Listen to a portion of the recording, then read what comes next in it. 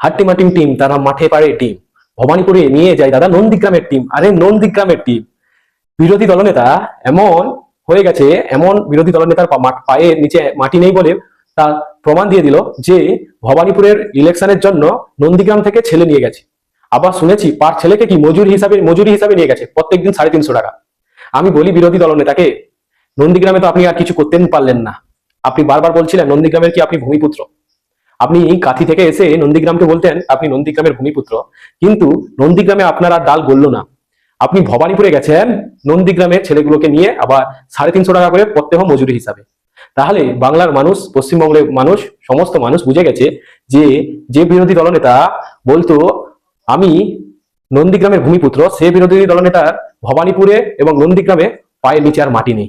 সেই কারণে একদম উদ্বেগ হয়ে গেছে, অ্যাগ্রেসিভ হয়ে গেছে, নানা রকম উল্টো পাল্টো কথা বলছে।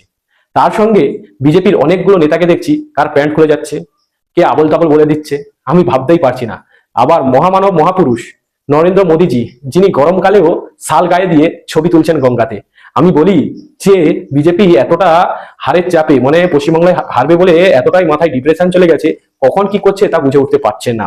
তাই পশ্চিমবঙ্গের মানুষকে, সবাইকে বলছি, এই পরিযায়ী যে নেতাগুলো বাংলায় এসছে এবং বাংলায় এসে বাংলা বিরোধী কথা বলছে, সেই সব নেতাকে যোগ্য জবাব দিতে হলে 29 তারিখে আপনারা জোড়াফুল চিহ্নে ভোট দিন। ভোট দিয়ে আবার বাংলার অগ্নিকন্যা মমতা ব্যানার্জিকে চতুর্থবারের মতন বাংলার এবং পশ্চিমবাংলার জনসেবক হিসাবে আপনারা নির্বাচিত করুন।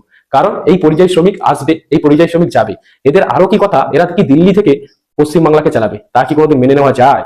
আর একটা কথা বলি, আমাদের বাংলায় দাঁড়িয়ে বিজেপির অমিত শাহজি বলছে ঝুলিয়ে মারবে। আমি সেই কথা বলে রাখতে চাই যে ঝুলিয়ে মারবে, ঝুলিয়ে মারা তো দূরের কথা, জনগণের গায়ে হাত দিয়ে দেখুক, বাংলার মানুষ বুঝিয়ে দেবে যে কত ধানে কত চাল।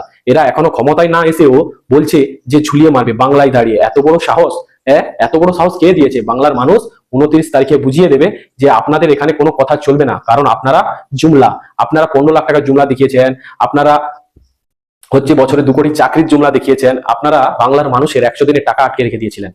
বাংলার মানুষ কি ভুলে যাবে? না, বাংলার মানুষ এইসব ভাববে না। তাই বাংলার মানুষের কাছে একটাই কথা, 29 তারিখে জোড়াফুল চিহ্নে ভোট দিয়ে তৃণমূল কংগ্রেসের সমস্ত প্রার্থীকে আপনারা জয়যুক্ত করুন এবং আমাদের নেত্রী মমতা ব্যানার্জির হাত শক্ত করুন। এই ছোট্ট কথা বলে আমার কথা শেষ করলাম। কিন্তু আরেকটা কথা বলি, হাট্টিমা টিম তারা মাঠে পারে টিম দাদা, ভবানীপুরে নিয়ে যায় নন্দীগ্রামের টিম দাদা, নন্দীগ্রামের টিম প্রত্যেকদিন 350 টাকা মজুরি হিসাবে। নমস্কার।